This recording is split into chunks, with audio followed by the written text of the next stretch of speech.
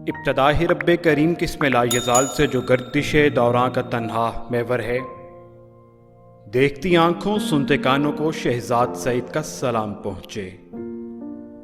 ناظرین، آپ دیکھ رہے ہیں یوٹیوب چینل شہزاد سعید آپ کو خوش آمدید کہتا ہے۔ ناظرین، ایک شخص نے چڑیا پکڑنے کے لیے جال بچھایا۔ اتفاق سے ایک چڑیا اس میں پھنس گئی اور شکاری نے اسے پکڑ لیا۔ چڑیا نے اسے کہا، اے انسان، تم نے کئی ہرن، بکرے اور مرغ وغیرہ کھائے ہیں، ان چیزوں کے مقابلے میں میری کیا حقیقت ہے؟ ذرا سا گوشت ہے میرے جسم میں، اس سے تمہارا کیا بنے گا؟ تمہارا تو پیٹ بھی نہیں بھرے گا۔ لیکن اگر تم مجھے آزاد کر دو تو میں تمہیں 3 نصیحتیں کروں گی جن پر عمل کرنا تمہارے لیے بہت ہی مفید ہوگا۔ ان میں سے ایک نصیحت تو میں تمہیں ابھی کروں گی، جبکہ دوسری اس وقت جب تم مجھے چھوڑ دو گے اور میں دیوار پر جا بیٹھوں گی۔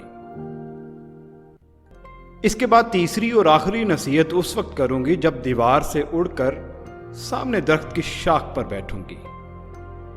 ناظرین، اس شخص کے دل میں تجسس پیدا ہوا کہ نہ جانے چڑیا کیا فائدہ مند نصیحتیں کرے۔ اس نے چڑیا کی بات مانتے ہوئے اسے پوچھا، تم مجھے پہلی نصیحت کرو، پھر میں تمہیں چھوڑ دوں گا۔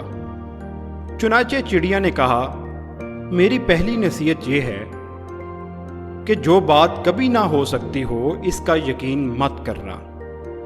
ناظرین، یہ بات سن کر آدمی نے چڑیا کو چھوڑ دیا اور وہ سامنے دیوار پر جا بیٹھی۔ پھر بولی، میری دوسری نصیحت یہ ہے کہ جو بات ہو جائے اس کا غم نہ کرنا۔ اور پھر کہنے لگی، اے انسان، تم نے مجھے چھوڑ کر بہت بڑی غلطی کی، کیونکہ میرے پیٹ میں انتہائی نایاب پتھر ہے۔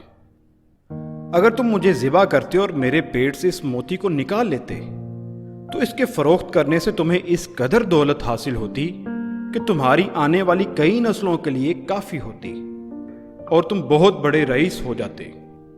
ناظرین، اس شخص نے یہ بات سنی تو لگا افسوس کرنے اور پچھتایا کہ اس چڑیا کو چھوڑ کر اپنی زندگی کی بہت بڑی غلطی کی۔ اگر اسے نہ چھوڑتا تو میری نسلیں سنور جاتی۔ اے بھلے انسان، چڑیا نے اسے اس طرح سوچ میں پڑے دیکھا تو اڑ کر درخت کی شاخ پر جا بیٹھی اور بولی، ابھی میں نے تمہیں پہلی نصیحت کی جسے تم بھول گئے۔ جو بات نہ ہو سکنے والی ہو اس کا یقین ہرگز نہ کرنا، لیکن تم نے میری بات کا اعتبار نہ کیا۔ اور ایک چھوٹی سی چڑیا جو اپنے پیٹ میں ایک پاؤ کا موتی رکھتی ہو، کیا یہ ممکن ہے؟ میں نے تمہیں دوسری نصیحت یہ کی تھی جو بات ہو جائے اس کا غم نہ کرنا، مگر تم نے میری دوسری نصیحت کا بھی کوئی اثر نہ لیا اور غم اور افسوس میں مبتلا ہو گئے کہ خواہ مخواہ مجھے جانے دیا۔ تمہیں کوئی بھی نصیحت کرنا بیکار ہے۔ تم نے میری پہلی دونوں نصیحتوں پر کب عمل کیا جو تیسری پر کرو گے؟ تم نصیحت کے قابل ہی نہیں۔ ناظرین، یہ کہتے ہوئے چڑیا اڑ گئی اور ہوا میں پرواز کر گئی۔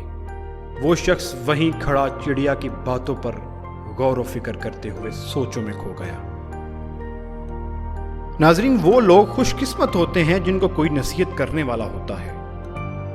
ہم اکثر خود کو عقل کل سمجھتے ہوئے اپنے والدین، مختلف ساتھیوں اور بزرگوں کی نصیحتوں پر کان نہیں دھرتے اور اس میں نقصان بھی ہمارا ہوتا ہے۔ ناظرین، یہ نصیحتیں کہنے کی باتیں نہیں ہوتی، کسی نے کہہ لیا اور ہم نے سن لیا، بلکہ دانائی اور دوسروں کے تجربات سے حاصل ہونے والے اثاثے ہیں جو یقیناً ہمارے لیے مشعل راہ ثابت ہو سکتے ہیں۔ اگر ہم ان نصیحتوں پر عمل کریں تو کامیاب ہو سکتے ہیں۔